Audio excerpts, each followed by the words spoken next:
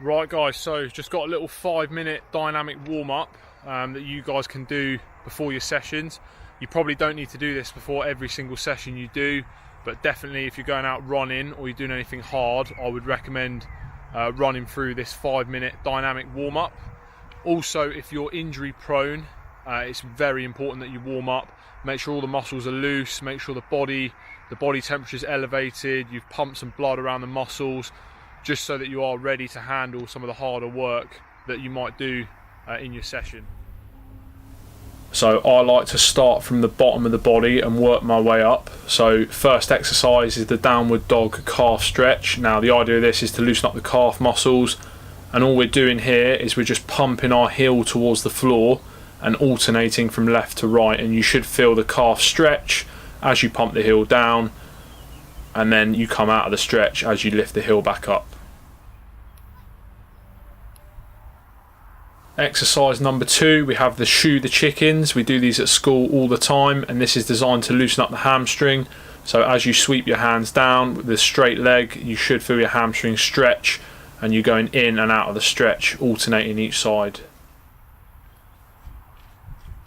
So exercise number 3, I don't know the proper name for this exercise, so I'm just going to call it the glute plank. But the idea here is we take the front leg, bring it across the body, and then we settle the hips down into the floor. You should feel the leg that is bent. You should feel the glute being stretched on that side.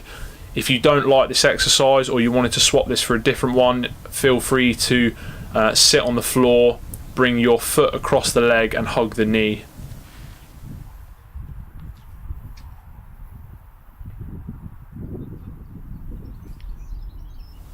Exercise number 4, we've got the lunge with a twist.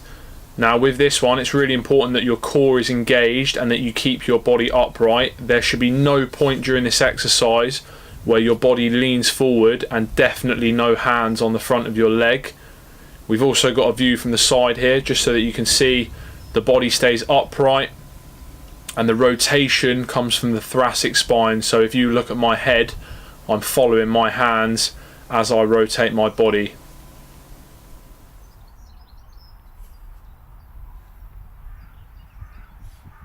Number 5 is an exercise you should all be very comfortable with. This is a bread and butter exercise for any rower, and that is the squat.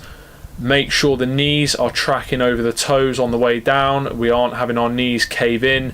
The head stays up and the chest stays up, and you can see this from the side.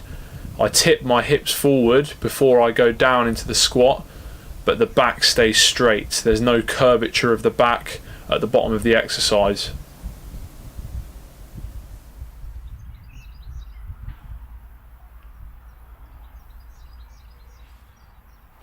Exercise number 6 is very similar to the lunge, except we stay on the floor.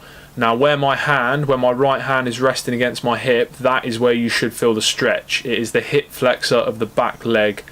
Very important that you keep your body upright as you sink forward, otherwise you will not feel this. And all we're doing is just gently rocking in and out of the stretch, being careful not to move too quick.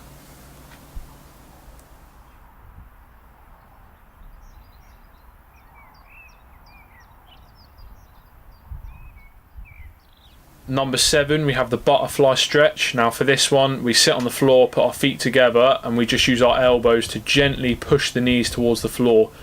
Where I'm bouncing my knees, I am not in the stretch. You do not want to bounce whilst you're putting the muscles under tension.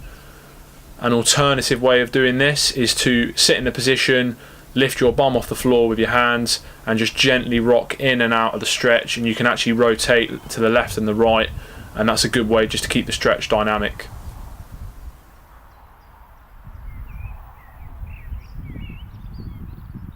Number 8 is the happy cat, angry cat, and this is a stretch for your lower back. Now again, this is another one of those exercises that everybody usually laughs at, but it's very, very important. Now as you arch your back inwards, we are looking up to the sky, and as you arch your back upwards, so you have a curved back, you want to look at your knees, and this is just going to help you feel that stretch.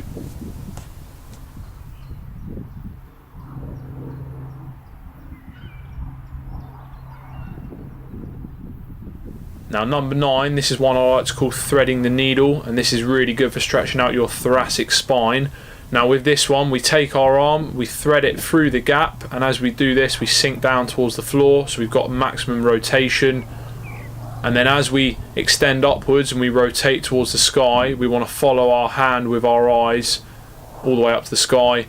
You want to make sure you do this on both sides, and you want to get some good rotation through the back. And the last exercise on this warm-up is just some basic shoulder mobility. So there's actually 2 exercises here.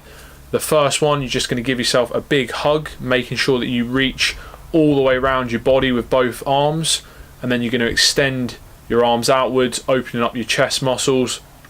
And the second exercise is we're just going to rotate our arms forwards and backwards 20 seconds each way, just to get some rotation through the shoulders.